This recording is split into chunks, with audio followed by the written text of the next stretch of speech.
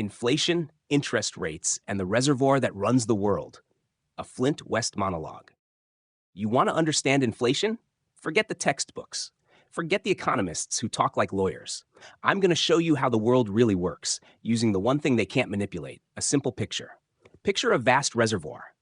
That reservoir holds all the money in the system. Dollars, euros, yen, doesn't matter. It's the total supply of liquidity sitting behind a giant dam. And behind that dam, central banks, the dam keepers.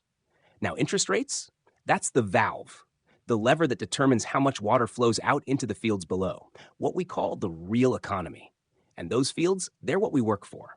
Crops, wages, homes, assets. That's GDP, the farm we're all trying to irrigate and keep alive. Here's the part they don't want you to think about. If the central banks open the gates too wide, too much water floods the fields. Crops don't grow faster. They drown. That's inflation. Prices rising because the value of water money is falling. If they tighten the gates too much, not enough water gets through. Crops wither, businesses stall, jobs dry up. That's deflation, or worse, a liquidity drought. And the thing is, there's a Goldilocks zone, just enough water flowing at the right pressure to match the growth of the farm. That's the 2% inflation target they talk about. Not magic, just matching flow to field size. But here's the kicker. This isn't one reservoir, it's many. The Fed has one, the ECB has one, the Bank of Japan, the People's Bank of China, the rest. And the rain? That's global trade, capital flows, and market confidence. It falls where it wants to. Now imagine trying to irrigate a single farm with a dozen dam keepers, each following a different weather forecast. That's our world. So what happens when the coordination fails? What happens when one dam floods while another tightens? When the Fed dumps liquidity to solve a local problem, but that excess water spills into emerging markets, driving up prices, inflating asset bubbles, and distorting currencies halfway across the world? The answer? Chaos disguised as policy. Now let's talk time lag, the deadliest flaw in the whole system. See, these dam keepers don't get real-time data. By the time they realize the crops are flooding, it's already too late.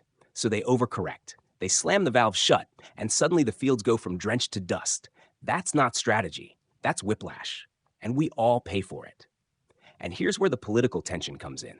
Right now, the Trump administration is pressuring the Fed to cut rates. Why? Because the U.S. is drowning in debt, $37 trillion deep. Every tick higher in interest rates means another few $100 billion in annual debt payments. So from the government's point of view, that water needs to be cheap. Real cheap. They're begging Powell to open the floodgates. But the Fed, they're looking at inflation and saying, if we let that much water loose, the whole field's going to float away.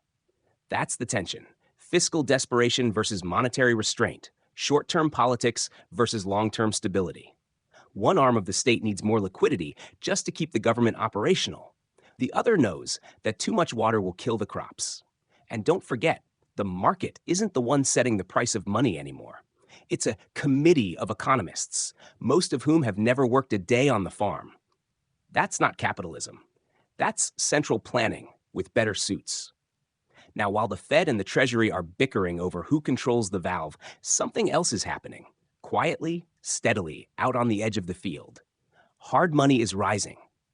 Gold and Bitcoin, two reservoirs they can't control. No central valve, no committee, no phone call from the White House telling them to cut rates by 300 basis points before Election Day. Gold's been the old reservoir for millennia, slow to move, hard to expand, and immune to political tampering. But Bitcoin? Bitcoin is the digital dam they never built. It releases no extra water. It mints no new supply beyond what the code allows. It doesn't flood the fields when politicians panic, and it doesn't shrink when GDP declines. It just flows on schedule, on chain, without permission. So what happens when people stop trusting the dam keepers? When they see too much water one year, not enough the next, and they realize the system's being run by folks guessing at the weather with broken instruments, they start diverting flow. They move capital into the hard reservoirs, out of dollars, out of bonds, into Bitcoin, into gold, because they'd rather trust scarcity and code than politics and lagging indicators. And as more capital flows into these independent reservoirs, it drains power from the old system. The Fed can still open the valve, But if fewer people care about the water coming out, if they've started storing value elsewhere, then the Fed becomes less of a dam and more of a leaky spigot. That's the shift we're living through. The system isn't collapsing in one great boom. It's leaking, slowly, methodically, through every crack in trust. And gold and Bitcoin, they're not just assets. They're the signal. They're the map to where the next irrigation system might be built. So here we are, standing on a global farm that's been overwatered, underwatered, mismanaged, and politicized. The dam keepers are out of sync, the forecasts are wrong, and the crops, they're not growing like they used to. You feel it in your rent, you feel it in your grocery bill, you feel it every time your paycheck buys a little less. That's not just inflation. That's misallocation at scale. That's what happens when you let a handful of unelected engineers decide how much life flows through the economy, and then ask them to guess what's just right. And while they argue, while they delay, while they cling to their models, a new system is emerging. One where money doesn't get printed to fix political problems. One where value flows on its own terms. One where the dam is replaced by the protocol. And the protocol doesn't lie, doesn't panic, and doesn't run for re-election. You want to survive the storm? You want to keep your crops alive? Then stop waiting for the perfect flood. Start storing your value in higher ground, because the reservoir that runs the world is leaking, and the old gatekeepers are losing control. This is Flint West, reporting from the edge of the floodplain.